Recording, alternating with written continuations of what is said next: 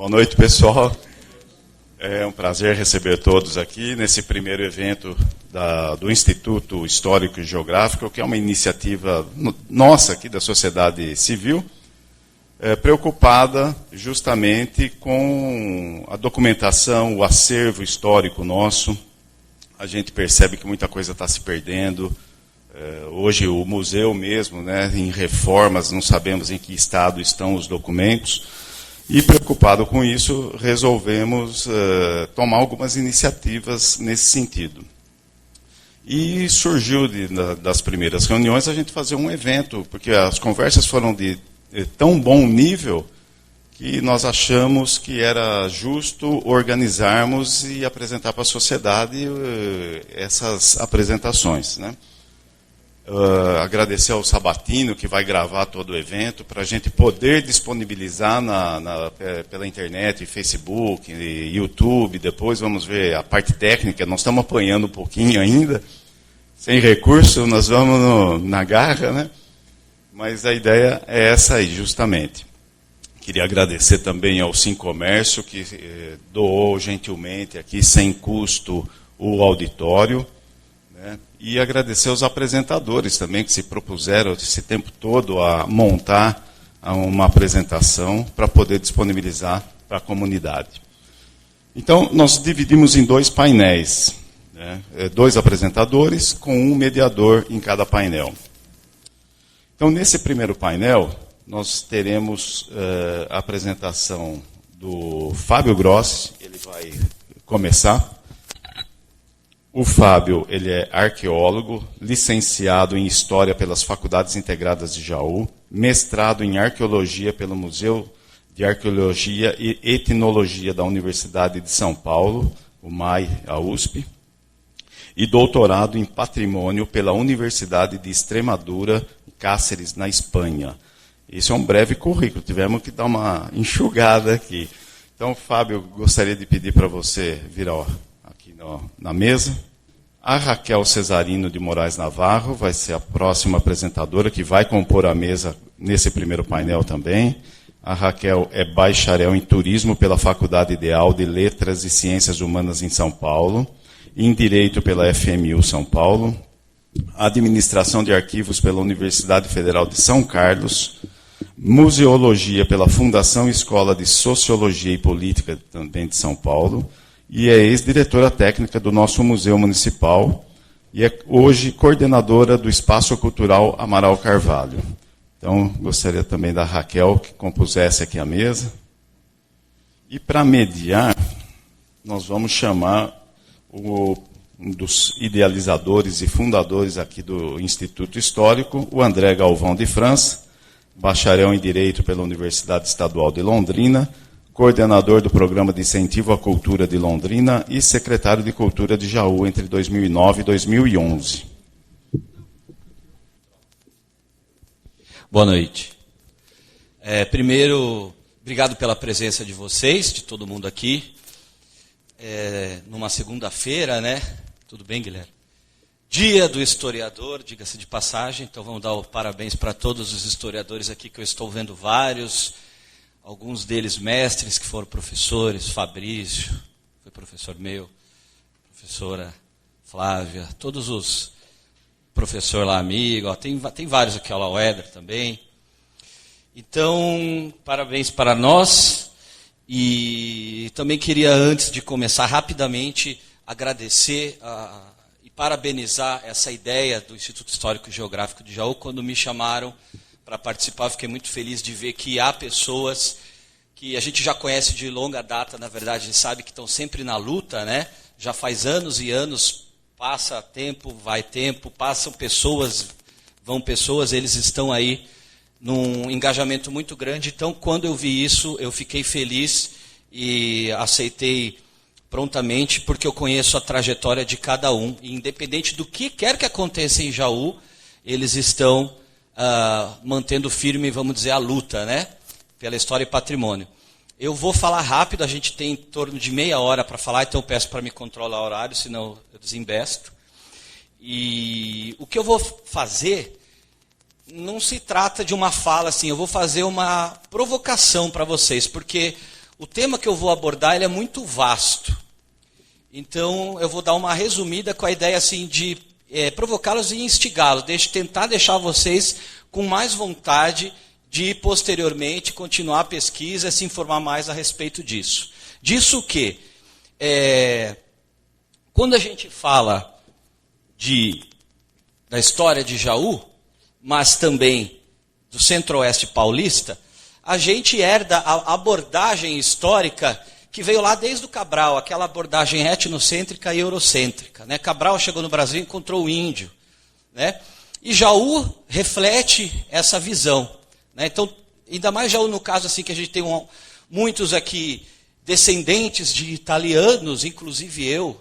Né? A gente adora falar isso, que somos descendentes de italianos. A gente sabe dizer até de onde veio o nosso avô, nosso bisavô. Veio lá de Vêneto, veio de não sei onde, veio de Castelnovo. Mas quando a gente fala de uma certa ascendência indígena, eu sei que meu avô foi índio. Que índio? Né? E toda essa história. Então a nossa intenção é mostrar um pouco fora desse olhar etnocêntrico, não que nós não devamos ter orgulho da ascendência italiana, espanhola, seja ela qual for, da Europa. Mas que nós devemos também, e podemos ter, por que não, orgulho de sermos... Eu sou descendente de italiano, que fique claro, eu não sou italiano. Tem gente que se acha italiano, mas nós somos brasileiros, né, que é um encontro violento, né, do europeu com o indígena e o africano. O pessoal fala, o Brasil que bonitinho, é miscigenado. Essa miscigenação não veio de um encontro tralalá, né? Veio do sequestro, veio do estupro, tudo isso. Então isso é importante frisar. Mas nós somos descendentes disso e herdamos isso. No nosso modo de ser, por mais branquelo que eu seja, né, falar, não tenho nada de indígena. No meu modo de ser, eu sou muito mais indígena e africano do que europeu. Tá? Isso é para uma outra conversa. Então a gente mudando aqui, oficialmente a nossa região, a história oficial, ela se inicia a partir mais ou menos, via de regra, a partir da segunda metade do século XIX, quando chegam aqui povoadores brancos, vindo de outros países, vindo de outras regiões, de Itu, de Minas Gerais, de Sorocaba, de São Paulo mesmo, e por aí vai. E aí eles começam a registrar essa história. E a gente assume a história a partir de então. Só que não. Todos sabemos que essa história vem de antes. E é isso que eu vou me pautar. Como os indígenas que aqui habitaram tinham uma dinâmica e cultura muito distinta da nossa, eles não faziam um registro escrito. Mas tinha registro oral. Tinha registro material. E é aí que a gente vai pegar, porque eu sou arqueólogo, e a arqueologia, em diferença com a história, ela trata o mesmo tema, porém através da materialidade, cultura material, objetos. Através desse objeto. E por quê?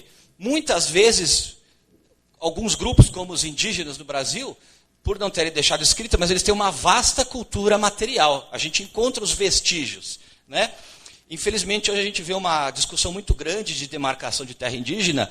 Tem membros, tem órgãos que pedem, contratam o arqueólogo para provar que naquele lugar o indígena realmente habita há séculos. O que é ridículo para pensar nisso, sendo que a gente sabe que o indígena estava no Brasil inteiro. Mas a gente tem que provar materialmente que o indígena estava ali. Até mesmo aqui, quando fala Jaú, o indígena. Cadê o vestígio disso? Nós vamos mostrar o que a gente tem encontrado aqui em trabalhos arqueológicos que acontecem há décadas, sobretudo no Centro-Oeste paulista, tá? Para provar que quando chegou aqui o branco, não eram 2, 3 aldeiazinhas indígenas, mas eram milhares e milhares. Tá?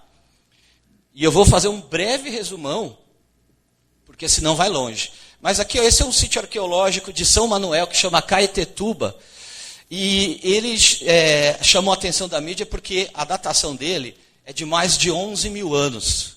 Tem 3 datas dele, uma de 11 mil, uma de 10 mil e uma de 9 mil, coerentes, em sequência. Tá? Esse aqui é um resumo do material que foi achado. 11 mil anos, né? Isso não é pouco, é muito. Então, não é que esses povos que habitaram São Manuel nessa época deixaram só isso de remanescente. Isso é o que perdurou, é o que sobrou do tempo.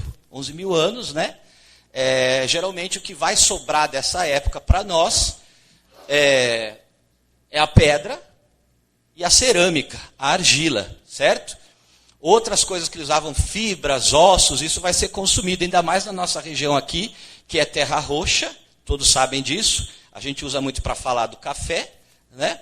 Mas a terra roxa ela tem um pH muito ácido, né? Se eu morrer e me enterrar hoje aqui, um ano depois não tem mais nada.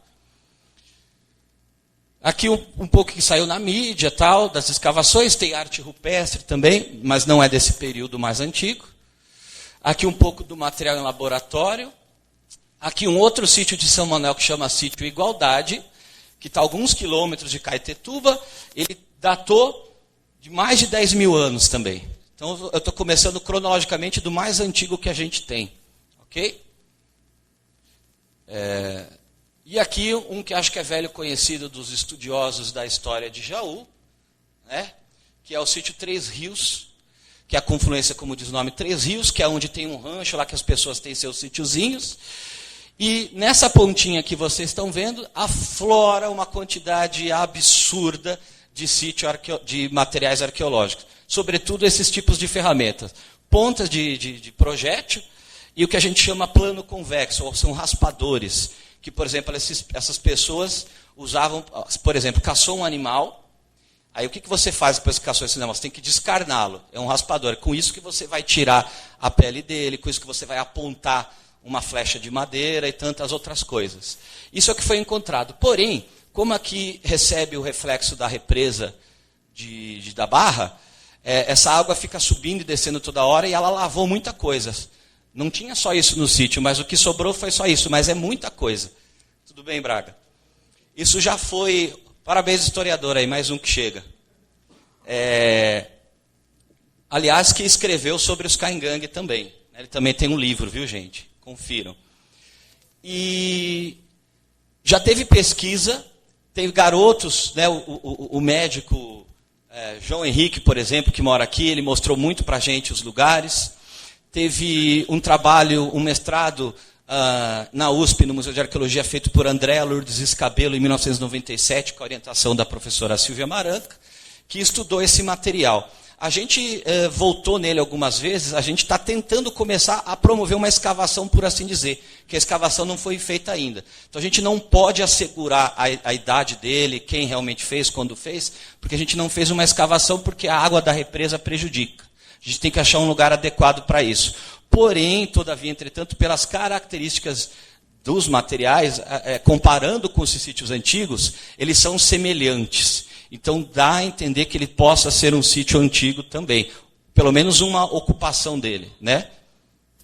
E aqui, o sítio que a gente devotou mais tempo de pesquisa, que ele está indo para Araraquara, no município de Boa Esperança do Sul. É um sítio que, ao fundo, vocês veem o rio Jacareguaçu. Ele está no terraço fluvial. E até então, ele tem se mostrado o sítio mais antigo. A gente escava esse sítio há mais de 20 anos já. Ele é tão grande que tem material para escavar 30, 40 anos. A gente está tentando fazer um projeto de sítio escola, de levar alunos para ele, para que eles possam escavar nesse sítio. E aqui algumas fotos ao longo dos anos das escavações. Ele tem material a 2 metros de profundidade. Isso por si já é um indício, né? Aqui escavações, coletando amostra para datação. O material encontrado, que ele é diverso. Tem estudo aqui, nós temos estudos em parceria com outras instituições. Aqui a gente teve estudo junto da USP, a gente teve estudo junto com a Unicamp, aqui é o professor Chico Ladeira da Unicamp, que estuda a análise de solo, o pessoal do Museu de Arqueologia e Paleontologia de Araraquara, e também da Universidade da Espanha. Aqui algumas escavações mais recentes. Também ganhamos... mídia, e é que eu destaquei, acho que não está aqui infelizmente, mas uma matéria feita pelo José Renato de Almeida Prado, uns anos atrás, acho que todos conhecem ele também. E aqui um sítio T92 que foi encontrado em Jaú. Tem pouco registro dele, mas ele está perto, indo para Barra Bonita, naquele condomínio tem o Flamboyant, depois tem um outro, Itaú, ele é do lado do Itaúna, tá? Ele tem muitas peças, mas não houve um projeto de escavação, ele foi só identificado. Ele tem um potencial para ser antigo também. Infelizmente, a gente não conseguiu escavá-lo ainda, seria muito legal, porque ele é de Jaú. né? Ele está no território de Jaú. Fechando o resumo, todo esse material de sítios arqueológicos que vocês viram são associados ao que a gente chama de grupos caçadores-coletores. São os ancestrais dos indígenas que a gente conhece hoje. Isso é para mostrar, ou seja, eles não praticavam agricultura e não praticavam a domesticação de animais. Eram nômades, seminômades. Aliás, uma grande característica do Boa Esperança 2, além da datação que deu 14 mil anos, e tem outras datas de 11, de 10 e de 9, é que ele tem características de um povo que está no processo de mudança, de transformação, de talvez de um nomadismo para um sedentarismo. Isso a gente consegue ver no que a gente chama registro arqueológico. E aí a gente tem esse material desse pessoal que tem mais de 10 mil anos. Aqui só para mostrar um mapa do estado de São Paulo, feita pelo IFAM junto com a empresa Zanettini. Ele é de 2011, está um pouco defasado já, mas o panorama não mudou muito. O que importa, essas colorações são onde foram identificados sítios arqueológicos. Na nossa região aqui, ó, tem um buraco branco. É porque não tem sítio arqueológico? Não, é porque não tem pesquisa. Então, isso é uma instigação assim, que a gente precisa de pesquisa, porque o potencial, na verdade, aqui é muito grande. Basicamente, quando eu estou aqui por Jaú, a gente chama os amigos, o pessoal que gosta, vai para Potunduva, vai para qualquer lugar aqui perto, num dia que a gente encontra sítio arqueológico. Então, assim, o potencial é grande, a região mostra isso. E aqui, só para mostrar na região aqui o tanto de sítio que a gente identificou. Sítio do Córrego dos Andes, Ribeirão das Cruzes, sítio Bauru, sítio Brotas, Dois Córregos, Três de Boa Esperança, Gavião Peixoto, Boracéia. Estou falando o nome das cidades para vocês verem que praticamente todas as cidades têm sítios arqueológicos identificados. E aqui um mapa do estado de São Paulo para mostrar, destacando desses sítios, quais são, tem mais de 8 mil anos. Nós temos 13, a maioria deles está na nossa região. Por quê? Porque é a nossa pesquisa que está acontecendo mais aqui. Na verdade, para o estado inteiro de São Paulo, é muito pouco. A gente tem pouquíssima informação a respeito desses sítios de antiguidade. Então, se vocês repararem, tem sítio em cada canto.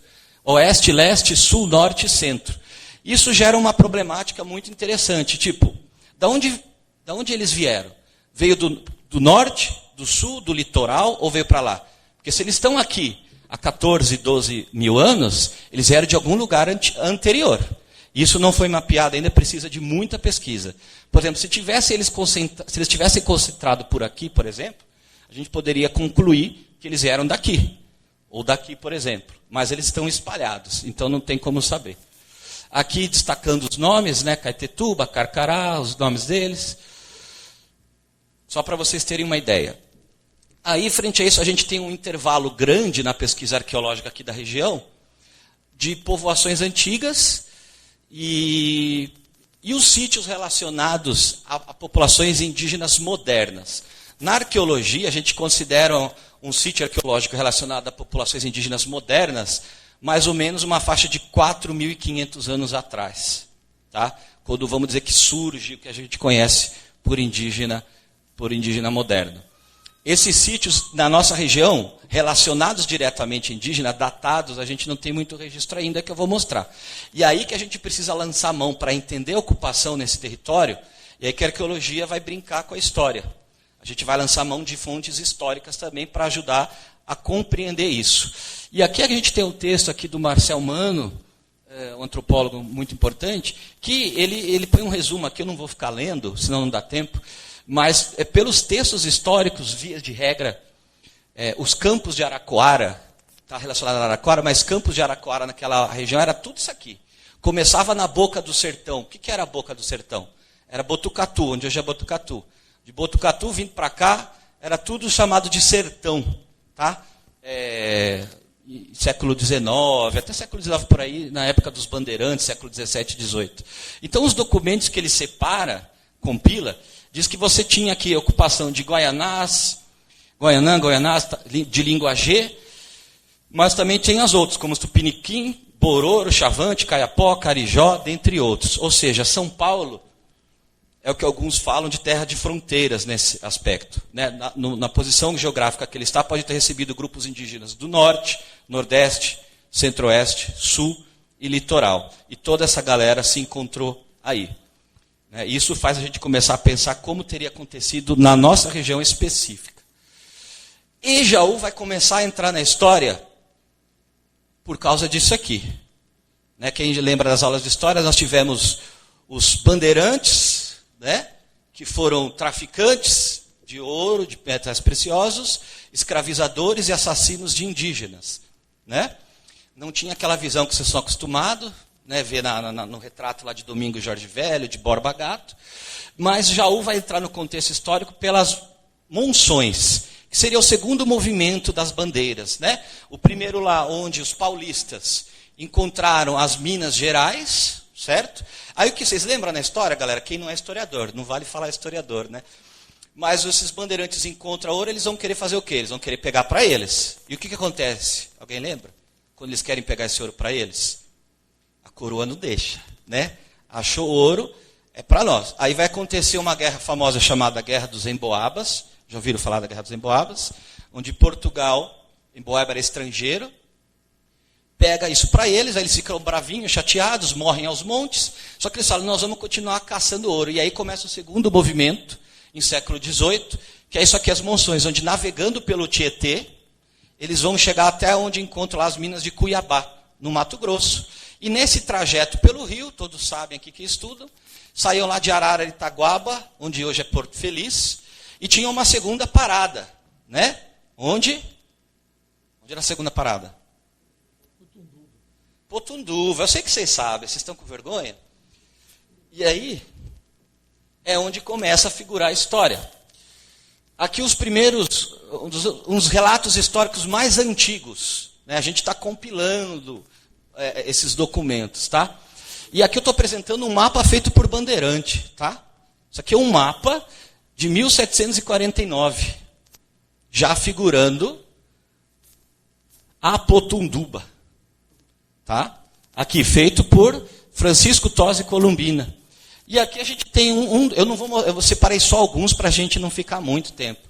Mas aqui o historiador Toné, muito conhecido, registra aqui nos Monçoeiros de 1727, onde quando passa por Potunduva, colocando como último local do sertão do oeste paulista, com habitação ribeirinha, reduzidos a 2 moradores com alguns carijó, fazendo o caminho para Cuiabá, que era esse trajeto que a gente falou. Potunduva vai surgir como um posto de paragem para esse caminho dos bandeirantes que iam até Cuiabá. E aqui ele cita carijó, quando ele está falando carijó, ele está falando guarani. Tá? E aí vai gerar uma confusão do povo que teria habitado Jaú, indígena. Porque a gente é conhecido, na verdade, Jaú, primeiro pelos caingangue, Mas aqui a gente tem alguns outros mapas por bandeirantes também, Jaú ao longo do tempo aí. Um outro de 1769 de Teotônio Jusarte, que lá em cima ele destaca, Cachoeira de Potunduva, e embaixo, Rancho de Potunduva, povoação deixada, ou seja, abandonada. Ela tinha sido abandonada já nessa época. E aqui já um outro, os nomes estão com reticências, porque são nomes gigantes, então a gente resumiu. Planta do Rio Tietê, Francisco Lacerda de Almeida, entre 1788, já figurando também. E por fim, um dos mais recentes, mas ainda assim antes da fundação oficial de Jaú, mapa coreográfico da província, aqui já feito por um militar, não um bandeirante, por Daniel Pedro Miller, de 1837. Está ruim de ver aqui, mas aqui ele está destacando, é um C de cachoeira, Potunduva. Potunduva vai ficar conhecida, associada a cachoeira. E vai ter um problema de tradução com isso, que eu vou falar no final. E aqui alguns textos já falando de caingangue. A maioria, creio que já conhece, que está na obra do Fernandes. O território outrora foi povoado pelos coroados, índios que se organizavam à sombra das florestas e por aí vai. Coroado é o caingangue. Tem muita confusão. A gente vê o pessoal que não estuda fala coroado é uma etnia e caingangue é outra. Coroado é um apelido que o branco deu para o caingangue por causa do corte do cabelo, tá? Em forma de coroa. Outra aqui já que está no IBGE. Com a notícia espalhada em brotas da fertilidade do Vale do Rio Jaú e a retirada dos índios coroados para outra margem do Tietê, organizou-se uma caravana. E aqui a gente vê o discurso, né? A gente reproduz isso, muitos professores. Eu fico feliz que muitos hoje, tipo um Braga, têm uma abordagem diferenciada já com esse olhar do Brasil para lá e não de lá para cá. Porque é fácil você ler e não questionar isso, né? Com a retirada dos índios coroados. Eles chegam ao branco, vamos nos retirar, vamos para lá. Não foi assim. Eles levou um passo fora, eles foram coçados, né? Foram mortos, foram exterminados. Isso é importante que se fala até para crianças, né? Às vezes a gente quer evitar, mas não, tem que falar. E aqui, de novo, já entre 1847 e 48, um dos fundadores de Jaú, que acredito que vai surgir mais para frente, o capitão José Ribeiro de Camargo, considerado um dos fundadores, chegou nessas terras navegando pelo Tietê. O pessoal acessava Jaú por Tietê, né, gente? E relata que durante o trajeto, onde se encontrava Pederneiras, se deparou com o acampamento de ferozes índios coroados. Aí ele volta, recua um pouco e fica onde em Potunduva. Aí em 49 ele retorna com a família para se instalar lá onde vai criar Iguatemi e tudo isso. E aqui os registros históricos, juntando, além desses que eu estou especificando em Jaú, eles citam também Guarani, como eu mostrei, o Caingangue e o Otixavante. Ok? E aqui eu apresento um mapa muito famoso, que a gente aprende lá logo no início, que você está lidando com antropologia e arqueologia, que foi queimado no Museu Nacional no incêndio original, tá? Ele tinha 2 metros por 2 metros, foi incendiado, de um famoso etnólogo, o Kurt Niemoendajum, um alemão que se abrasileirou, e ele pegou isso aqui é um recorte de São Paulo, mas ele fez no Brasil inteiro. E aqui pelo mapa dele, aqui considerando a época até 1910, ele classifica aqui, ó, da nossa região aqui, Guarani, Caingangue, e também o Otixavante. Mas o Otixavante, na verdade, está difícil precisar, mas ele está mais perto aqui do Paranapanema, que é na divisa de estado, do que na nossa região. Então, na nossa região mesmo, o registro é Guarani e Caingangue. E Guarani não é só uma coisa. Guarani você tem Guarani Kaiowá, Guarani Nhandeva e Guarani Mbiá. Ok? E aqui pensando, né, que a origem do que seria Jaú então se dá por Potunduva, vamos pesquisar Potunduva. Porque a ideia nossa, enquanto arqueólogo, é encontrar a gente já sabe que os documentos citam Caingangue, mas a gente quer achar o vestígio material para falar, é Caingangue mesmo. Então a gente está pesquisando. Quando a gente tem tempo de ficar aqui em Jaú, a gente pesquisa. Já criamos grupo de estudos, enfim, mas eles não prosperam muito tempo. E aqui a gente encontrou o seu verso, talvez alguém de vocês conheça, que ele sempre morou em Potunduva desde o pai e do avô, e o pai dele achou vestígios arqueológicos, que são esses aqui. Que isso são lâminas de machado e mãos de pilão. Mãos de pilão para moer grão, né? De pedra polida. Só que isso não é suficiente para identificar se é Caingangue ou Guarani, porque ambos e vários outros produzem ferramentas de pedra polida e pedra lascada. Aí a gente foi seguindo nos relatos onde ele diz que encontrou, ele e o pai dele, e nesses lugares a gente encontrou outros sítios arqueológicos, que a gente mapeou aqui. A gente foi batizado de sítio Iguatemi e sítio Porto Ribeiro. São sítios arqueológicos que nós identificamos, mas ainda não foram pesquisados. E aqui, falando agora da questão de arqueologia, relacionado a populações indígenas, que eu mostrei lá atrás, caçador-coletor, antigo, o mais perto de dado que a gente tem é esse sítio, que a gente trabalhou nele em 2007, fica em Ribeirão Bonito, que é o sítio São João, que ele tem uma data de quase 1000 anos. Ele foi datado de quase 1000 anos. Então a gente sabe, e ele é G. Se ele é G, ele não é Guarani. Para quem não sabe, Guarani é do tronco linguístico Tupi. E o Caingangue é do tronco linguístico G. São coisas muito distintas que isso gera muita confusão na gente. Tem até livro aqui de história de Jaú que fala que Caingangue era do grupo Tupi. É uma confusão, falta de pesquisar e entender. É como se eu falasse japonês e alemão, né? Não dá para misturar. O nosso tronco linguístico qual é? Alguém sabe dizer? Qual é o nosso tronco linguístico? Gente, não vai ter nota, não vai ter nada. Hã? Nosso tronco linguístico é o latim. Quando fala tronco linguístico, fala, é tupi. Não estou falando etnia, povo, estou falando língua. A nossa matriz é o latim, o português. Aí você tem português, espanhol e por aí vai. É a mesma coisa. Quando você fala tupi, aí tupiniquim, tupinambá, são povos que vêm da matriz tupi, que é língua. E o G é língua. Por isso que o caingangue, chavante, xerente, todos esses nomes com X, mais ou menos, vêm de G. E esses nomes, Guarani, Tupiniquim, Tupinambá, Cinta Larga, o Carijó, são todos tupi. E aqui é um sítio G, e ele tem 1000 anos. Então a gente sabe que 1000 anos na nossa região tem um indígena filiado ao tronco linguístico G. Tá?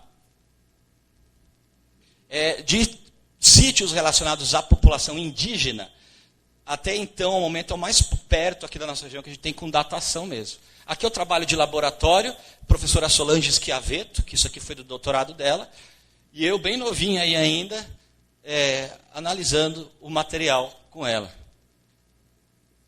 E aqui uns exemplos do que foi achado.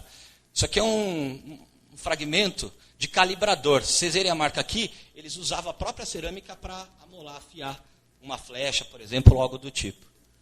Aqui uma lâmina de machado semilunar, mas ela está quebrada. Isso é de pedra polida.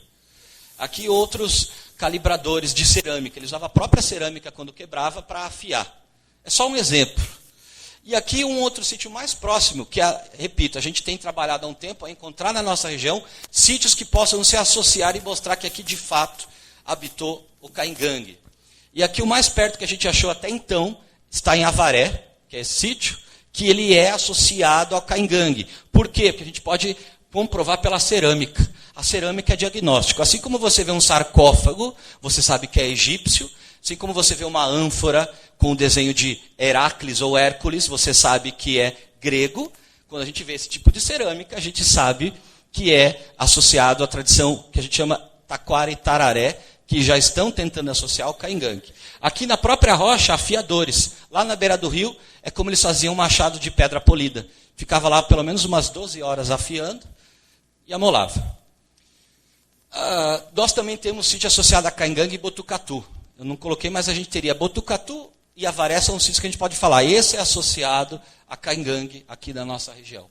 E aqui só para falar que quando a gente chega em século 18 e 19, sobretudo, as incursões para a nossa região ainda não eram constantes. Você tinha o movimento do bandeirante, e depois começa a vir um parco aí, movimento, e esse pessoal, quando encontra os indígenas, eles têm uma grande dificuldade de classificá-los. Para eles eram tudo índio. Aliás, para muita gente ainda é tudo índio. Então, o parâmetro que eles tinham era o Guarani, que eles conheciam lá do litoral, perto deles. Quando eles vinham aqui, isso aqui é um relato do Felicíssimo Antônio de Souza. Para quem não sabe, é um dos fundadores de Bauru. Né? É um dos fundadores de Bauru. Aliás, muitas informações que eu estou falando vêm da dissertação do Tidei Lima e do doutorado do professor Edson Fernandes, que o doutorado dele trata da, entre aspas, pacificação dos caingangue. Então aqui ele diz que é importante o relato, que eles têm dificuldade de discernir quem que é quem, mas que existia um número extraordinário.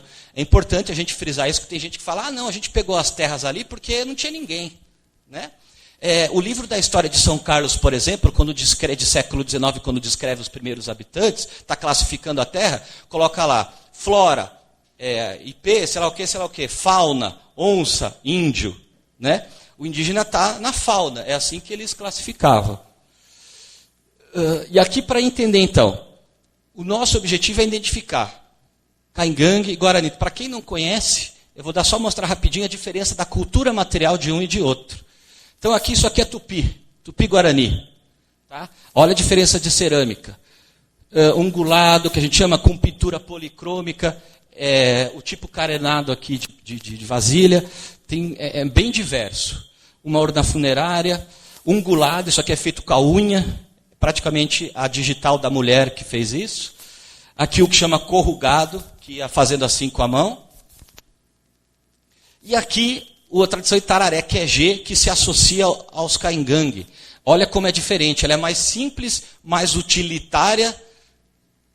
Né? Veja, então assim, é bem distinto você olhar uma cerâmica dessa com a Tupi-Guarani. Então quando você conhece isso, é um diagnóstico para a gente identificar se achar um sítio arqueológico. A gente precisa encontrar isso para identificar um sítio, para falar se o que tinha aqui é Caingangue ou Guarani. Tem relatos que falam de Guarani. Por exemplo, aquele Carijó, é importante frisar que gera confusão, porque o Carijó é Guarani, mas ele estava com brancos. Era muito comum os brancos, entre aspas, domesticavam essa galera e eles iam junto. Então não é porque os Carijó estavam com ele que eles eram daqui. Isso é importante frisar.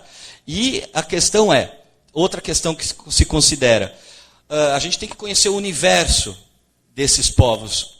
Os Guarani, por exemplo, e muitos povos relacionados ao Tupi, têm no seu universo simbólico, assim como a gente acredita num paraíso, num Éden perdido, eles acreditam na terra sem males. Então eles migram desde tempos imemoriais em busca dessa terra sem males. Então eles não estão parando. E tem relatos no sul de São Paulo, por exemplo, em metade do século XIX, tinha um pessoal lá, de repente aparece um grupo de Guarani chegando. Em século XIX, fala, o que vocês estão fazendo? A gente está em busca da terra sem males. Isso em século XIX. Então a gente tem que considerar essas coisas. Por isso que eu destaquei o sítio arqueológico São João, que data de 1000 anos e que é relacionado a G, que não é Guarani. Então a gente pode ter os Caingangue aqui, e os Guarani com o tempo foram entrando. Isso não é provado, são hipóteses. Precisa de muito mais dado para falar isso. Tá? E outro que reforça, como a gente está mostrando, são os documentos históricos, que eles estão sempre descrevendo o Caingangue ou Coroado. Né? Cidades Botucatu, Bauru, Jaú, Escórrego, Pederneira, Bariri, Itapuí, por aí vai. E aqui, rapidamente, para mostrar a diferença, não vai dar tempo para falar como é o Caingangue, mas, por exemplo, rapidinho, para quem não sabe, os Guarani, a gente foi o que mais absorveu a parte simbólica e comportamental de religião e tudo. Quando a gente fala Tupã, nosso Thor, Deus do Trovão, todas essas coisas, são associadas a esse universo. O Caingangue, por exemplo, ele acredita na dualidade. Eles são do Cairu e Camé, que lá na teogonia deles, eles surgiram da terra, os irmãos gêmeos, Cairu e Camé, um associado a Sol e outro associado à Lua. Eles representam isso na pintura corporal, com círculos e traços. São clãs. Quem é do Cairu só pode casar com o Camé. E o universo todo eles veem assim, os animais que são do dia são Camé, que é Sol, e os animais que são da noite são Cairu, que são da Lua, ou pelas marcas e características de cada animal eles identificam. E um costume, por exemplo, que a gente herda deles, e pouco sabe, né? Acho que o pessoal aqui da nossa geração ouviu falar que quando tirava o umbiguinho da avó, enterrava num vasinho. Né? Isso é um costume Caingangue, né? Muitos dizem aí, que é a relação deles com a terra. E aqui um pouco as casas subterrâneas, que tem muitos Caingangue também no Paraná, muito em Santa Catarina, para se proteger do frio. Né? E essas fontes aqui já são algumas de São Paulo. Isso é um sítio em São Paulo. Tá? Sítio Barra do Turvo, município de Barra do Turvo. É uma casa subterrânea achada em São Paulo, que é associada a esse pessoal aí. E aqui, os Caingangue de São Paulo. Fica a dica de leitura, que é de um livro que chama Os Caingangue de São Paulo, né, de um russo, Manizer, que veio para cá no início do século XX e acompanhou os Caingangue por muito tempo. Né, então ele foi retratando os costumes dos Caingangue. Está tudo aí, ó, mais ou menos século 1911, por aí. Aqui as pinturas corporais. Veja que é bem diferente do Guarani.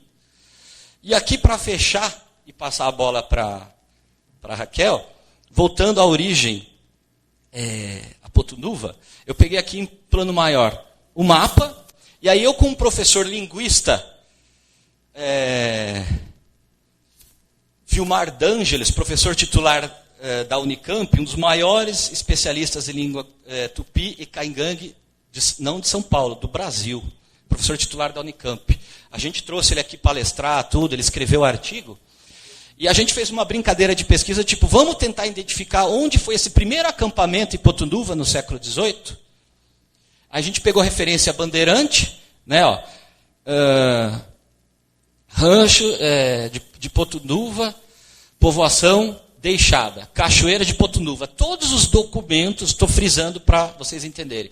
Quando citam Potunduva, a Potunduba, Pitunduba, tem variações, isso por erro, por mudança mesmo. Refere-se a Potunduva por causa da cachoeira. Lembre-se que o Rio Tietê era muito mais, né, não era lisinho como hoje, tinha muitas cachoeiras, e isso era uma referência total para o bandeirante. O bandeirante ele se locomovia pelo Rio Tietê. Então eles usavam de marco geográfico as cachoeiras. E aqui na imagem de Google Earth, onde seriam esses lugares? A Cachoeira de Potunduva e a povoação. Aí jogando na coordenada, pim. O lugar original seria onde teve esse acampamento, onde hoje está o condomínio do Frei Galvão, onde teve o suposto milagre do Frei Galvão. Então, seria lá. A gente até falou, nossa, vamos escavar aí. Mas é um condomínio, é meio complicado, mas a gente conseguiu identificar o lugar onde teria se dado esse povoamento. Pode ser que haja vestígio aí se a gente escavar. Então, fica isso. E aqui para mostrar um artigo que o professor escreveu, que ele é linguista, só um minuto, por favor, ele falando da tradução do nome de Potunduva. E aí que vem muita confusão que acontece em Jaú. Potunduva, Jaú, vem do Tupi, não do Caingangue. Porque foram os Guarani que batizaram? Quem batizou esses lugares, que chegou em Potunduva, que encontrou o peixe Jaú, foram bandeirantes. E bandeirante não falava português, galera. Bandeirante falava a língua tupi. Isso. Que foi falada abertamente até 1755, quando o Marquês de Pombal proibiu. Então, até 55, você não tratava com bandeirante português. Tem até um relato clássico, que quando vão tentar destruir Palmares, contratam Domingos Jorge Velho, ele vai se reunir com alguém da coroa portuguesa. Essa pessoa da coroa portuguesa retrata, não sei se está falando com um ser humano ou com um bárbaro, que mal falava português. Então, todos esses nomes que a gente vê em Tupi, não foram indígenas que deram. Tá? Parece meio bobo, mas a gente confunde. Foram os bandeirantes que deram. E aí a confusão. Nós temos o Caingangue habitando aqui, que é G, mas quem está dominando é o bandeirante. Nós estamos no traço do bandeirante. E aí gera confusão. E logo, se Potunduva vem de um nome que é associado ao lugar onde a vista escurece e não tem a ver com estirão, tem a ver com a cachoeira, porque a cachoeira batendo na pedra turvava a vista. Essa é a tradução que o linguista aponta. Não sou eu, Fábio, eu não sou linguista, mas o professor Vilmar D'Angelis, que seria o nome de Potunduva. Logo, consequência, Jaú também não pode estar relacionado, quando cita a lenda, a Caingangue. Né? É uma lenda fictícia. Ok? E aí gera essa confusão. Né? Porque a gente fala o nome Jaú, que é do índio valente, que é do Tupi, mas aqui habitava o coroado. Então gera essa confusão. Então que a gente fique claro. Nós ainda estamos tentando identificar, para fechar agora, eu prometo, se realmente tinham os Guarani aqui, mas ainda assim que os tivesse, a gente tem que entender a dinâmica de povoação. Mesmo aqui, nós tivemos os primeiros povoadores que a Raquel vai falar, mas depois tem um grupo que vem aqui, por exemplo, de italianos. Né? Então a gente tem que entender essa dinâmica de ocupação do espaço. Importante é que os povos são diferentes, mas o espaço é o mesmo. Isso, como diz o Piano Bezerra de Menezes, grande mestre, nós podemos não ter, podemos ancestrais, mas temos antepassados em comum. Ancestral não é o mesmo que antepassado. Os Caingangues são nossos antepassados, não são ancestrais, não vieram de Vêneto, mas são antepassados e a gente compartilha o mesmo território e muitos desses costumes. Então a gente precisa conhecer melhor essa história. Jaú não começa em 1853. Tá? Então eu mostrei dados arqueológicos com alguns dados históricos. Né? Sugiro uma dica de leitura, Os Caingangue de São Paulo, de Mennezer. E obrigado pela atenção.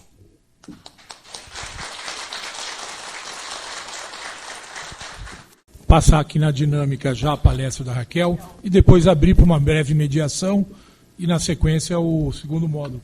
Parabéns, Fábio. Belíssima palestra. Começo com uma pergunta. Como podemos construir um futuro melhor se não conhecermos o nosso passado?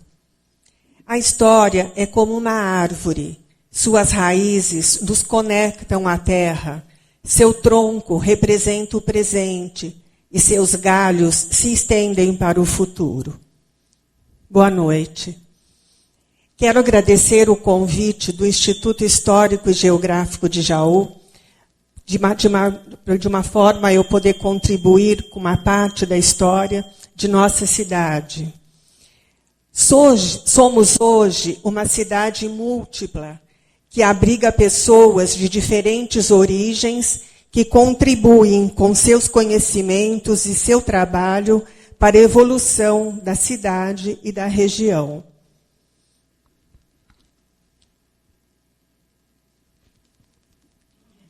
Bem-vindos a esta viagem no tempo. Vamos explorar as origens de Jaú e conhecer os primeiros povoadores que transformaram esta região em um lar de todos nós, de nossa geração.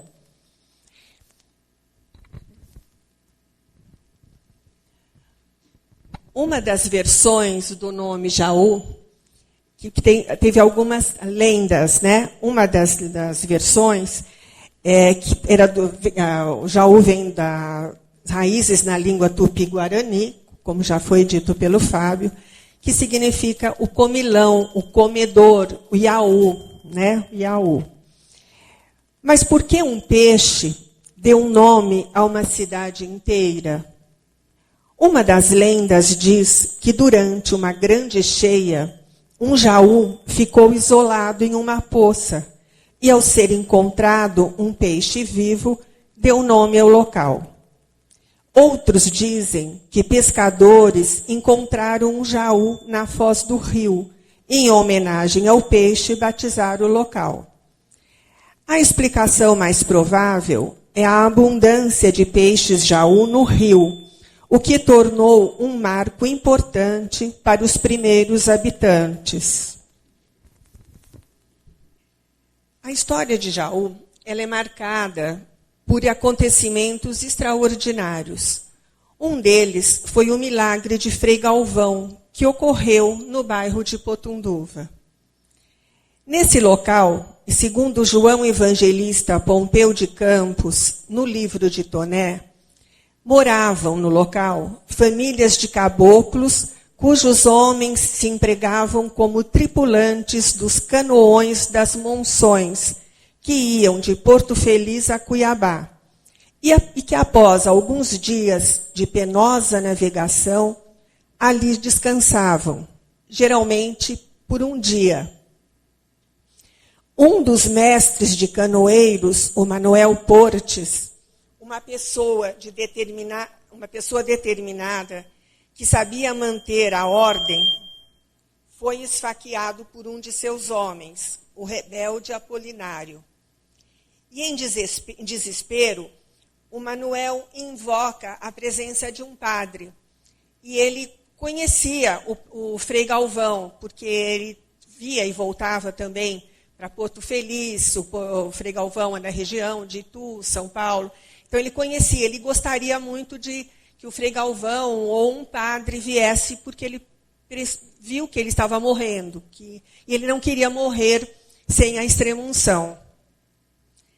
E daí, de repente, as pessoas começaram a ver, apareceu um frei no meio das pessoas, dos canoeiros, dos caboclos, apareceu um frei franciscano, e chegou para o Manuel Portes, deu a extrema-unção, e quando eles foram procurar para saber quem era, enfim, esse frei tinha sumido, desapareceu.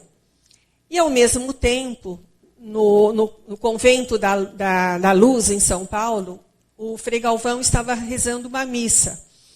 E estava no sermão, no meio de um sermão. E aí constam que ele parou por alguns minutos e depois ele retornou e continuou o sermão na sequência. Então, esse é tido como um milagre do Frei Galvão, também chamado de bilocação. E ao mesmo tempo, ele então ficou muito famoso, né? Porque foi um milagre considerado, e hoje ainda tem, como o Fábio falou, no local de Potunduva, onde tem o condomínio, tem a capelinha de Frei Galvão, que, na verdade, a original encontra-se no meio do rio, que quando foi encher o rio Tietê, a capela ficou, parece que nem foi destruída, ela ficou mesmo lá. Se um dia o rio baixar, a gente vai encontrar a capelinha original. Mas daí fizeram uma outra capela, que hoje é bastante importante para o local. E segundo o capitão-mor de Porto Feliz, Antônio da Silva Leite, em ofício de maio de 1820, ele esclarecia ter cessado aquele incipiente povoado de Potunduva, né? Ao se interromperem as expedições que iam e vinham da colônia de Guatimi, no Mato Grosso. Então, isso é citado no livro de História das Bandeiras Paulistas, no tomo 2, de Afonso de Toné.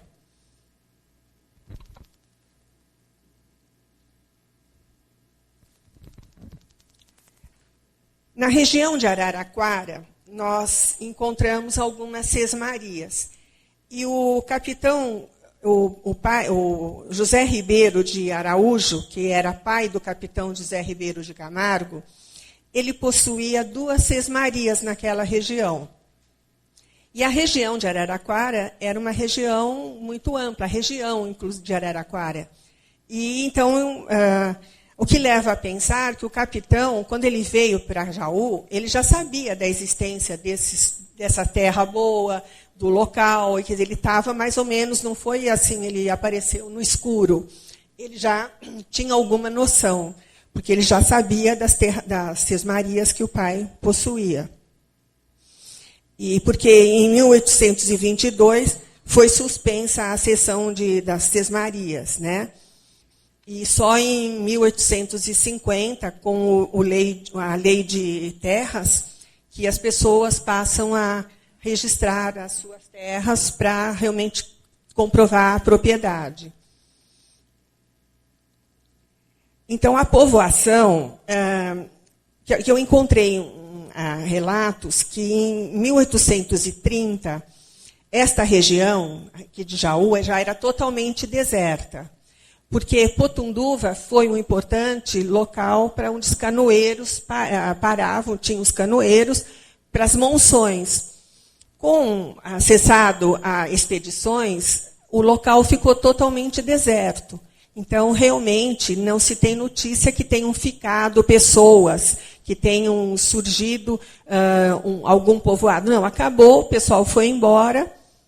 Então, em 1830, já dizia que aqui na nossa região não existiam brancos, não existiam pessoas aqui habitando. E a povoação, o que se fala é que ela começou a partir de 1835, 1840, e que foi intensificada justamente quando também, porque vieram para cá, oriundos de Porto Feliz, Itu, Capivari, sul de Minas, aí começaram as pessoas a virem para cá. Mas os primeiros povoadores, eles já estavam aqui, e muitos vieram a partir de 1842, com a Revolução de Sorocaba, do Padre Feijó.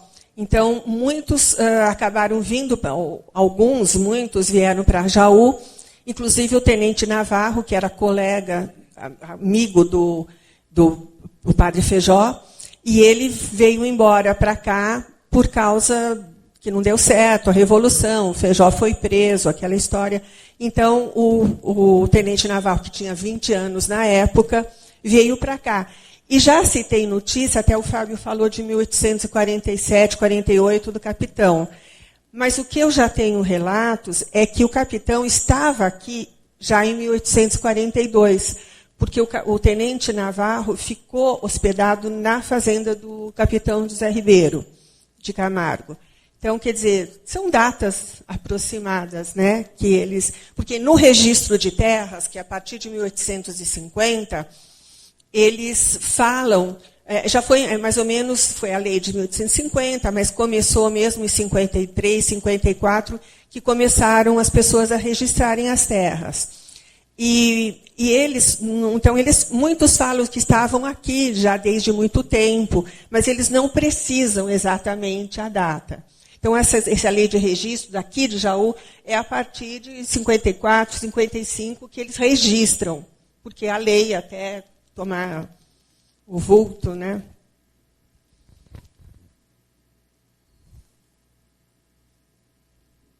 Com o final da Revolução, né, que alguns vieram para cá, e essas pessoas que aqui chegaram eram pessoas que vieram com poder aquisitivo. Eles vieram primeiro para verificar o local e tal, depois trouxeram as suas famílias, mas alguns compraram terras. Quer dizer, tenho até um documento do registro de terras do Bento Manuel de Moraes Navarro, que ele fala que ele comprou a terra de Mariana, comprou as terras de uma senhora Mariana Lopes Pinheiro. Era uma moradora aqui de Jaú, quer dizer, anterior, que vendeu para o Bento essas terras. Então, quer dizer, algumas pessoas compraram terras, outras tomaram posse e depois registraram as suas terras.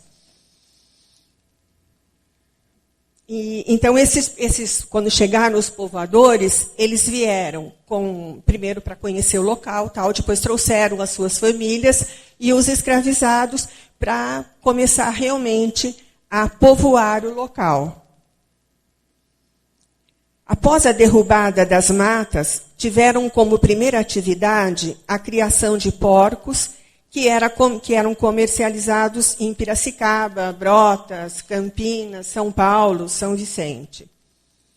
O gado de leite também se multiplicou para garantir leite para as famílias, assim como plantações de milho, mandioca, produzindo farinha de milho, farinha de mandioca, além da carne de caça também que eles utilizavam.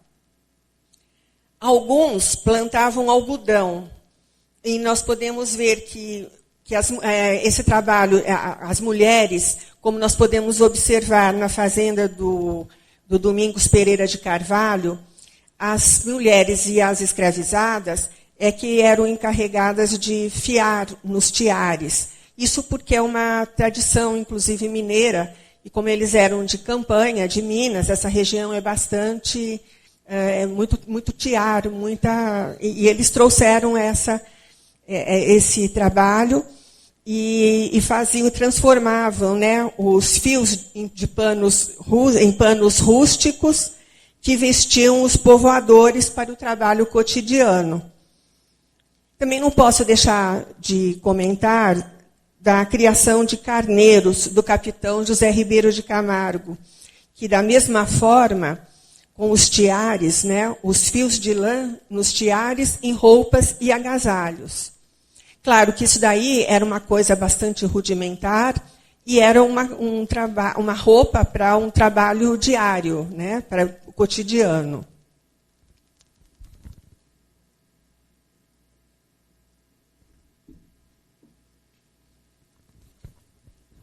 A cultura do fumo também foi espalhada pela região, transpondo os domínios dos Antunes, o domínio dos Antunes.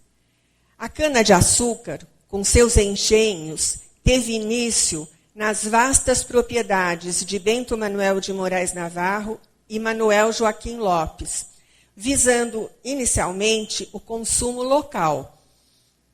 Logo apareceram nas terras de Domingos Pereira de Carvalho, do capitão José Ribeiro de Camargo, Cassiano Pereira de Toledo, José Levindo e tantos outros que chegaram fortalecendo a produção açucareira que se espalhava pela região, para atender a capital da província e até mesmo a corte imperial.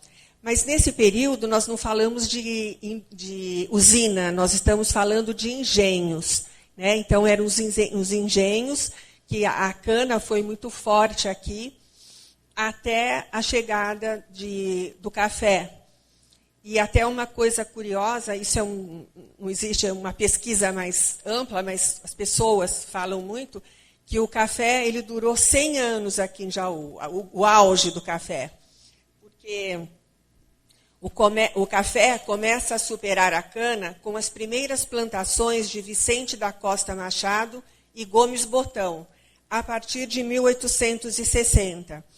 E foi exatamente de 1860 a 1960 que foi o auge do café aqui em Jaú.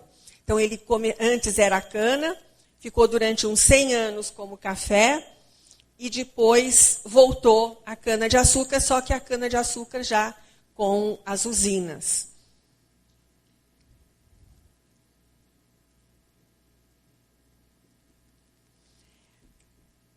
Bom, essa nova atividade rural que todos que começam a se entusiasmar, que é o café,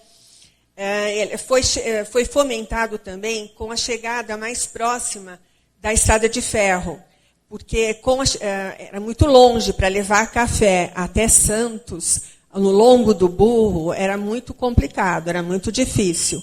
Então, quando a estrada de ferro e a navegação fluvial chegou mais próxima a Jaú, principalmente a estrada de ferro, aí realmente, coincidentemente, enfim, 1860, por aí, que começou o café e teve o seu auge, né?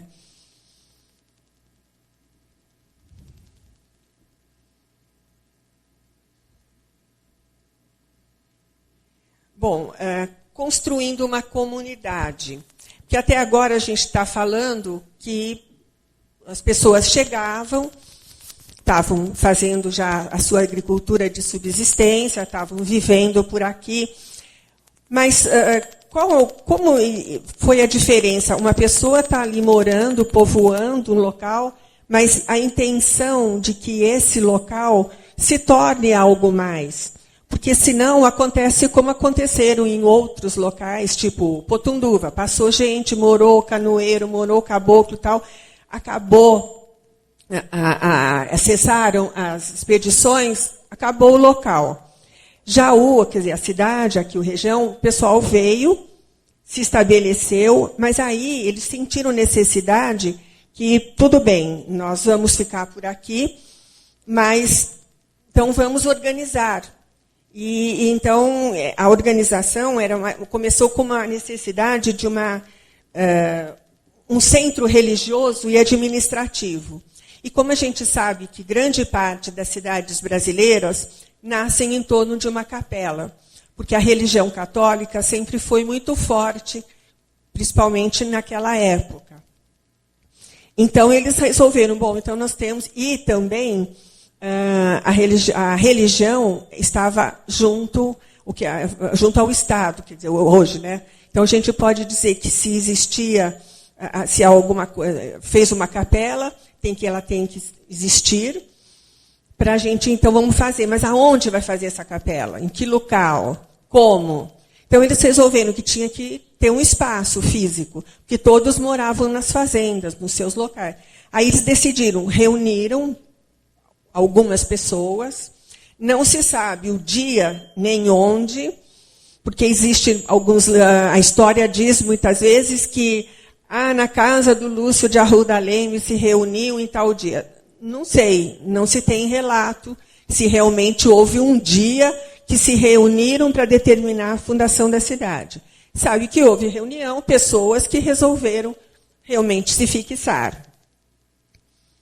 Então, lembrando que naquela época a Igreja Católica era influente, então vamos escolher uma igreja, construir uma capela. E houve até uma certa dificuldade para escolher o local, pois vários moradores quiseram doar terreno para a construção da capela. Né? Que é a capela, e depois para se fazer. Então, aonde vai ser? Se várias pessoas querem doar. Ficou acertado que o povoado deveria ficar em média distância entre os moradores extremos, que eram o capitão José Ribeiro de Camargo e Francisco Gomes Botão, sendo este último doador de 20 alqueires e Manuel Joaquim Lopes, mais 20 alqueires. O Bento Manuel de Moraes Navarro, que era devoto de Nossa Senhora do Patrocínio e tinha feito uma promessa em agradecimento à santa por livrar a salvo seu filho, tenente da Guarda Nacional, Antônio Manuel de Moraes Navarro, que era companheiro do regente Feijó na Revolução de 1842. Foi ele quem sugeriu a invocação de Nossa Senhora do Patrocínio do Jaú.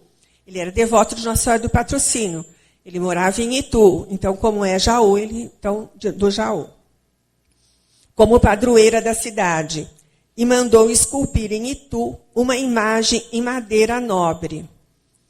A trouxe em um banguê pelo incipiente caminho de terra, carregada por seus escravizados.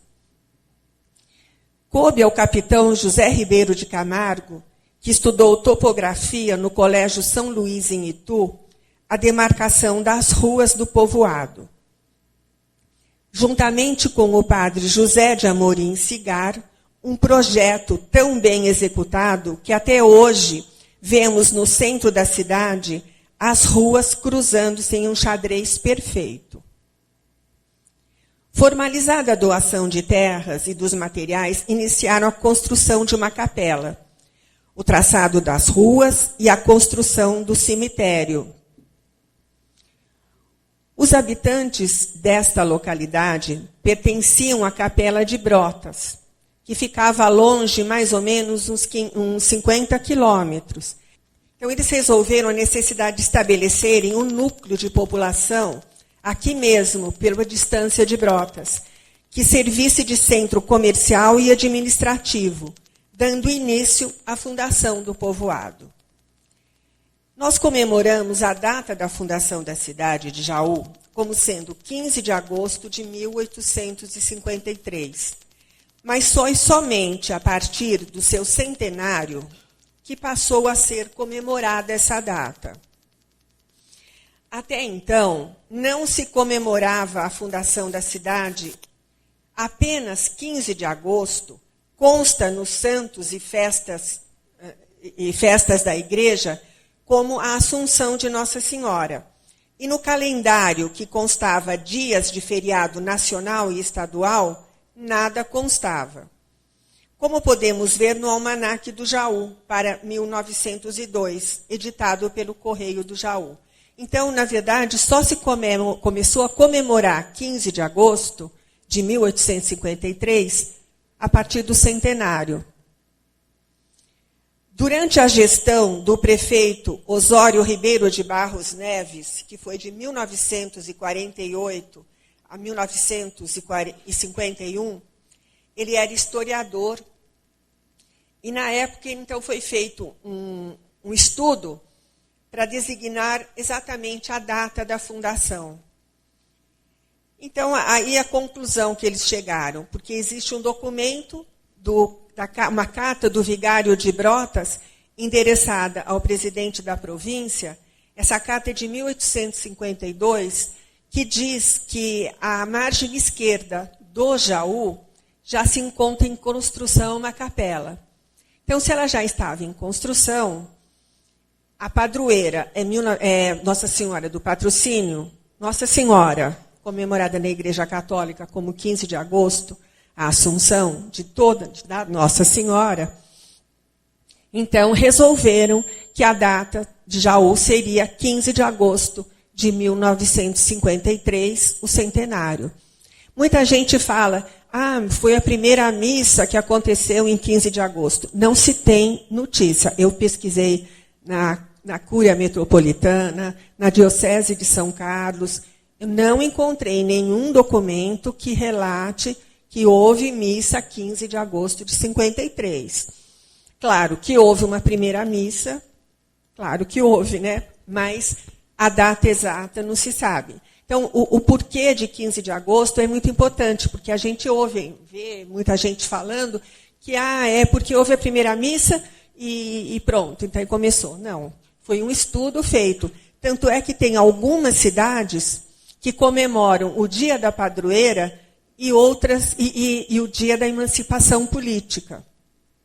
Jaú só comemora uma data, que é 15 de agosto, Dia da Padroeira, e 1853, essa data aproximada, porque já existia um povoado, já estava, né, solidificando, então ficou somente essa data.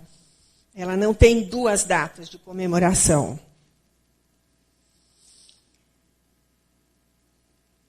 Então, e uma coisa que é importante que o pessoal fala, os habitantes do Jaú. Por que o do Jaú e de Jaú? Os antigos falavam do Jaú justamente porque eram os habitantes se referindo ao rio Jaú. Eu sou do Jaú, eu sou referente ao rio Jaú. Eu sou habitante do Jaú e do lado esquerdo do Jaú, que era onde tinha maior... Na verdade, o direito é bem posterior. Né? Não existia o lado esquerdo do Jaú. Então, e do Jaú, do rio, que era a referência.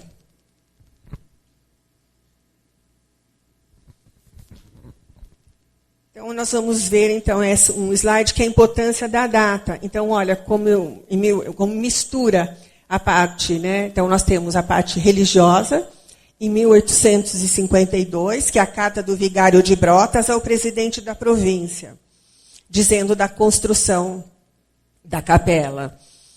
Em 3 de maio de 1856, essa capela foi declarada curada. Em 24 de maio de 1858, Jaú é elevada a distrito de paz, sendo o primeiro juiz o capitão José Ribeiro de Camargo. Em 59, pela Lei Provincial número 11, é elevada à categoria de freguesia a Capela Curada do Jaú. 22 de abril de 66, Jaú é elevada à categoria de vila. Em abril de 1868, é criado o Termo do Jaú, sendo o primeiro juiz municipal Antônio Ferreira Dias e o primeiro delegado de polícia, Tenente Antônio Manuel de Moraes Navarro. Em 7 de maio de 1877, a Lei Provincial número 28 é criada a comarca do Jaú. Em 6 de fevereiro de 1889, Jaú é elevada à categoria de cidade. E agora, né, em 26 de junho de 2024, a criação da Diocese de Jaú. Então, você vê, aqui no caso, Jaú, ele começou e só tem essa data, né, se fosse comemorar na data seria comemorado Jaú elevado à categoria de cidade, seria de 1889. Mas Jaú é só pela mesma fundação da cidade. Ao desvendar os mistérios do passado, desvendamos a nós mesmos. Conhecer a história de Jaú é como folhear um álbum de família, onde cada fotografia conta uma história única e nos conecta com gerações passadas. Muito obrigada. Tinha uma coluna no Comércio do Jaú, escrevi um monte de mentira lá, algumas pessoas acreditavam, outras não, mas era muito bom, esse tempo foi muito bom. Eu conversei muito com o Henrique Pacheco de Almeida Prado, que ele tem uma dedicação muito grande pela cidade. Ele foi um cara que me incentivou a conhecer a história do Jaú. E ele faz menção do Tenente Lopes, Tenente Manuel Joaquim Lopes, que chegou na região em 1937. A Raquel depois talvez possa confirmar. Ele foi para Mineiros, com a família dele vieram de Minas e foram para onde hoje é Mineiros do Tietê. Então são os mineiros que vieram para o Rio Tietê. E ele é muito pouco lembrado na história, o Tenente Lopes, e o genro dele, o Matozinho, que foi o primeiro vereador de Jaú na Câmara de Brotas. Isso tudo foi me passado pelo Henrique, eu olhei no site da prefeitura, tem muita coisa também. Então, como eu disse, eu não sou um historiador, mas eu sou muito curioso da história do Jaú. Eu só queria deixar esses 2 assentamentos. Oi, boa noite. Eu também não sou historiador, sou curioso, ando com pessoas que sabem bastante. Eu tenho um mapa referente ao sítio arqueológico que o professor historiador colocou ali na lousa. Olha, esse aqui é Potunduva, aqui é o Lago do Engenho Velho, possível marco zero da Via Lúcis, e aqui seria o condomínio Fregalvão. Para cá, então, aqui seria a usina, né? A usina Heisen, Diamante. Então, para cá nós temos aquele estradão que sai até a fazenda dos Sanches, aqui, uma antiga fazenda. E aqui nós teremos, aqui, ó, mais ou menos aqui seria a ponte do pedágio. Então aqui seria outra localização. Condomínio Pedra Branca, acho que seria essa região aqui. Não, Pederneiras é aqui. Aqui é Potunduva. Essa área aqui, ó, área alagada, nós temos uma ponte. Aí depois então seria então o condomínio Pedra Branca. Pederneiras está para cá, é isso? Para cá. E aqui seria justamente onde teria navegado.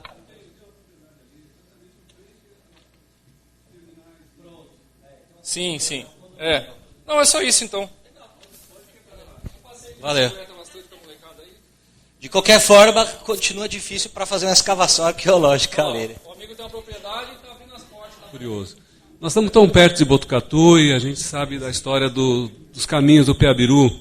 De alguma forma a gente interagiu com isso?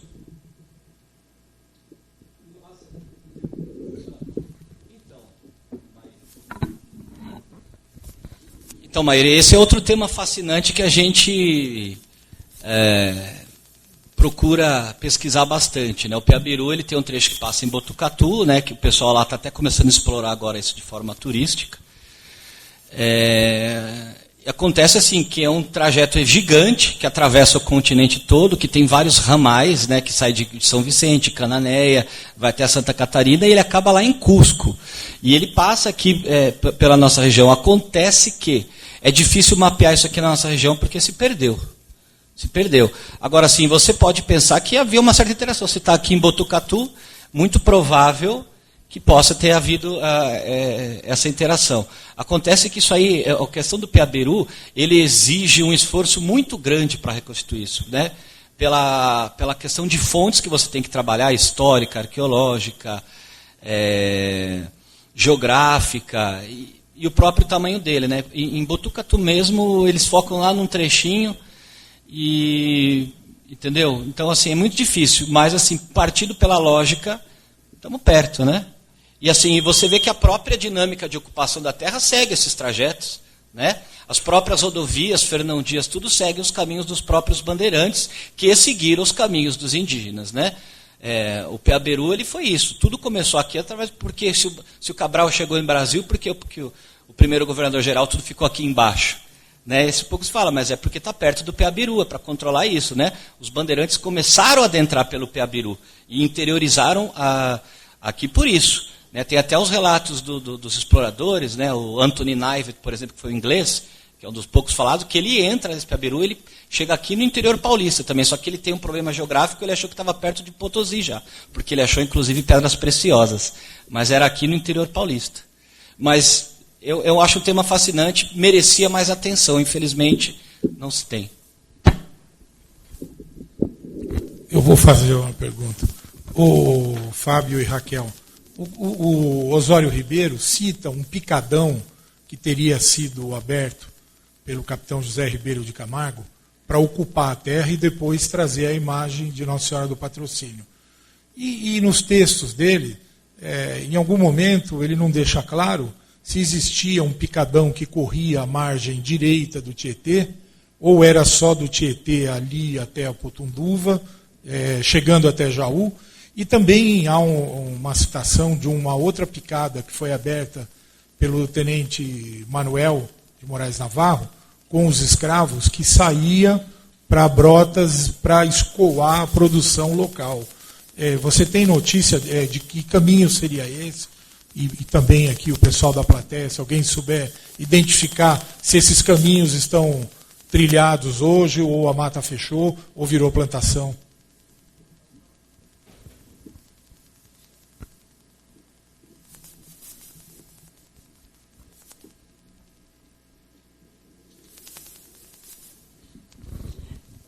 Bem, boa noite. O Picadão, ele foi aberto de Constituição, que é a atual Piracicaba, pelo presidente da província, que eles estavam à procura de um novo caminho para Cuiabá, né? E porque a navegação pelo rio havia sido abandonada, nem tinha mais barcos, não existia mais isso para a navegação no Tietê. E o governo provincial resolveu, então, abrir, porque a ocupação chegava só até Piracicaba, né? Tinha essas Sesmarias de Araraquara, outra aqui de Itapetininga, fora isso, oficialmente não existia. E aí o governo pediu para abrir esse Picadão.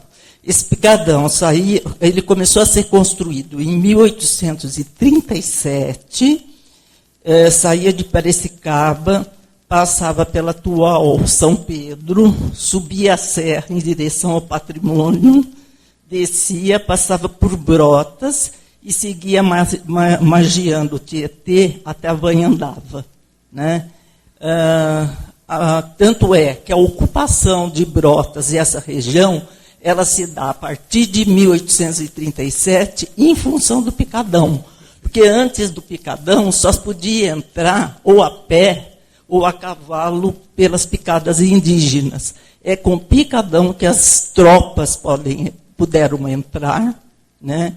E a partir do Picadão, o governo provincial manteve esse Picadão até 1856, mas como a manutenção dele era muito cara e distante, aí abriu-se uma partir de Botucatu para Vanhandava, e esse foi não abandonado, mas continuou a entrada por lá. É isso. Obrigado, professor. Obrigado. Mais alguma participação ou podemos passar para o Mola? Pode vir aqui. Por favor, vem aqui no microfone para ficar registrado. Talvez seja, não sei qual a interpretação de vocês aí. A questão de esses índios que habitavam na nossa região aqui, eles, conforme foram chegando os primeiros tomadores das terras aqui, foi ficando alguns índios na nossa região, foi totalmente dizimado esses índios.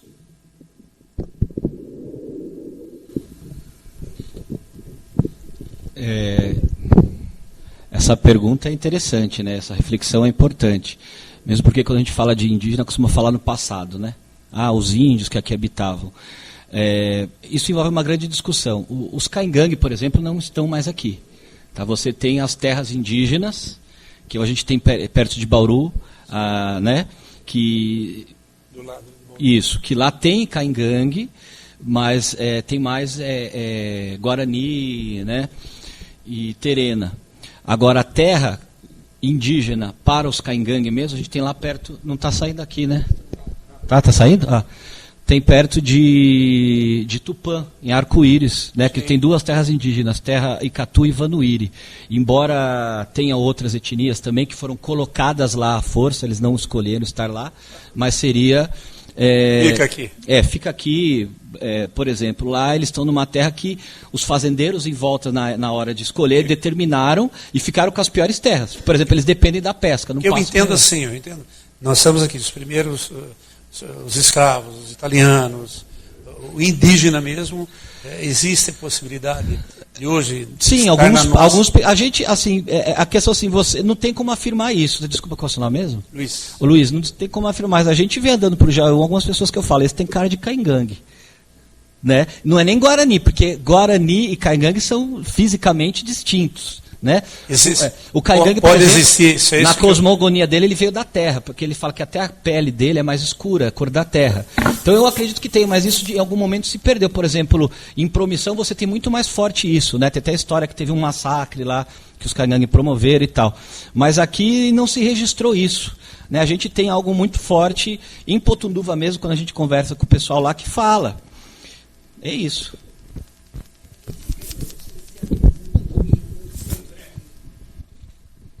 Porque não se tem notícia que tinham, provavelmente alguns índios tenham ficado, mas não se tem essa notícia, tinham índios quando chegaram os povoadores, não se tem essa notícia. Né? E o que a gente sabe, por exemplo, no caso de Bauru, quando chegou a Estrada de Ferro em Bauru, houve um grande massacre, né, em 1912, dos Caingangue. Lá se tem certeza do Caingangue. Agora aqui é o que você disse, ainda... Agora eu lembrei, tem um relato oral veio do seu verso, aquele que eu mostrei na foto, que ele está lá desde o pai e do avô, que quando o pai dele, ou o avô não me lembro agora, quando era pequeno, ele lembra de ter visto indígenas lá. Mas ele não conseguiu me descrever exatamente como eles eram, para tentar, será que era Guarani? Porque tem essa questão que a gente tenta... onde vivia o Guarani e o Caingangue aqui? Tem essa questão de rio como demarcador geográfico, né? As populações Guarani geralmente ficam próximas a rios maiores, como o Tietê, e o Caingangue próximos a rios menores, como o Rio Jaú, né? Então a gente... mas precisa de informação, mas o seu verso relatou que ele via indígenas, mas não que eles estavam lá, que eles passavam. É isso. Informa-nos o meu ex-professor na Unicamp, Luiz, que é o Galvão, seu parente de Taubaté, professor de pensamento político liberal, que, primeiro, depois da Revolução Liberal de 1842, vieram, até por necessidade, para fugir da monarquia, aqueles que eram liberais republicanos, enquanto os conservadores monarquistas permaneceram. Não havia necessidade premente de sair de seus lugares. Portanto, quem habitou primeiro aqui foram os revolucionários, os revolucionários liberais republicanos. Os conservadores vieram depois. Nos informa o professor Luiz Alfredo, que é o Galvão de Ciência Política na Unicamp na década de 80. Porque a primeira Câmara, a gente vê no início da cidade, realmente eram os liberais. Né? Os vereadores, tudo eram os liberais. É um pouco posterior que começa o conservador. Então, Jaú realmente surgiu com os liberais. Bentinho, há controvérsias que as populações que vinham de Minas chegaram aqui, pelo menos simultaneamente. Nós vamos passar a última pergunta e aí o Hamilton Chaves apresenta o próximo módulo, senão a gente não sai daqui hoje. A conversa é boa, é longa e tem muita história para contar. Boa noite a todas, todos e todes. Meu nome é Kátia Souza, eu sou professora aqui da Rede Municipal de Jaú. Não sou de Jaú, sou natural de Recife, Pernambuco. E eu vim para São Paulo porque eu jogava basquete e sempre morando no interior paulista. Né? Presidente Prudente, Presidente Venceslau, Araçatuba, Birigui, Sorocaba, Votorantim, Bauru e Jaú. E eu vim com uma esperança muito grande hoje aqui, e até parabenizo pela iniciativa, que eu adoro história. Eu tive excelentes professoras, né, e professores de história. E sempre que eu vou para essas cidades, eu fui para essas cidades, eu procurava saber a história das cidades. Né? E, infelizmente, o interior paulista é marcado pelo genocídio mesmo. Né? Foi um genocídio dos indígenas. E eu também vim pesquisar sobre a contribuição da população negra aqui em Jaú. Eu queria só fazer uma observação para a gente poder ter cuidado, né, na hora de falar. Quando fala a palavra escravos, minha carne treme e meu coração pula. Porque ninguém pediu para ser escravo, né? As pessoas foram escravizadas. E eu quero ver se eu tenho a expectativa de sair daqui, pela primeira vez nesses anos todos que eu estou em Jaú, qual a contribuição dos indígenas e dos negros e negras na construção da cidade. E aí eu li... Você que é o Valente? Eu li, viu? Até a gente fez o trabalho do Sesc, né, com o coletivo Raiz Baobá, a gente fez a filmagem lá na fazenda, cartografias possíveis. O coletivo Raiz Baobá, Negros e Negras, foi selecionado para um trabalho e teve uma filmagem, quem quiser assistir, é um documentário incrível.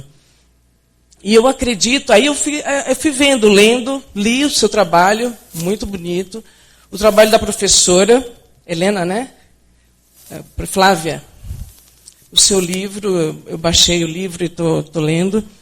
E aí, eu não sei se não é o momento, né, de Jaú realmente ter esse olhar, né?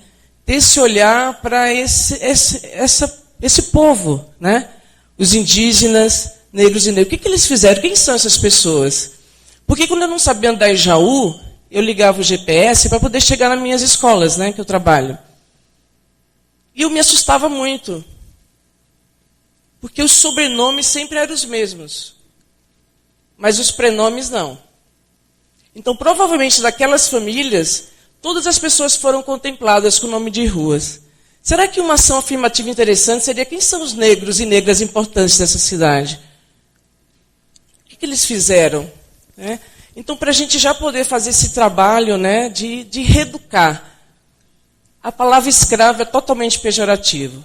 Pessoas escravizadas, escravizados. Né? E é uma pena não ter muitos negros e negras aqui assistindo, porque tem sido de alto nível o trabalho. E nesse documentário, Jaú por Suas Ruas, alguém já viu? Já assistiu os episódios? Está suspenso agora por conta do período eleitoral. Aí eu assisti, pesquisando sobre Jaú, eu assisti os episódios. Assistam com um olhar diferenciado. O único momento que aparecem negros é quando citam que família de tal veio com seus 18 escravos. Aí tem alguns historiadores que falam assim, infelizmente o racismo aconteceu. E também quando vem o momento de falar do imigrante, quando fala da pizza, do imigrante italiano. Se eu não me lembro, tem mais de 30 minutos no segundo episódio falando sobre isso. E é uma contribuição muito importante do imigrante. Mas as condições de vida são muito diferenciadas. Então, hoje, em 2024, né, o que a cidade de Jaú tem refletido, né, para melhorar a situação de vida da população negra aqui?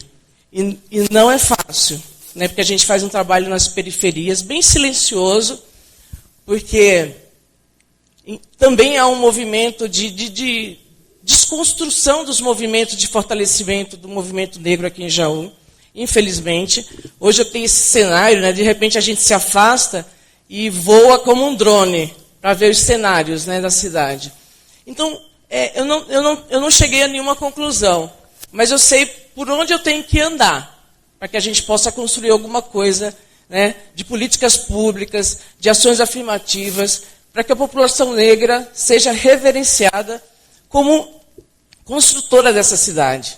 Né? Eles tinham conhecimento de arquitetura colonial, não é isso? A produção de tijolos.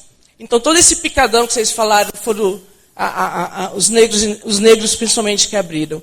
Então, assim, em que momento a cidade de Jaú, como um todo, vai ter esse olhar? Né? Esse olhar de qual a contribuição da população negra para a construção dessa cidade. Muito obrigada.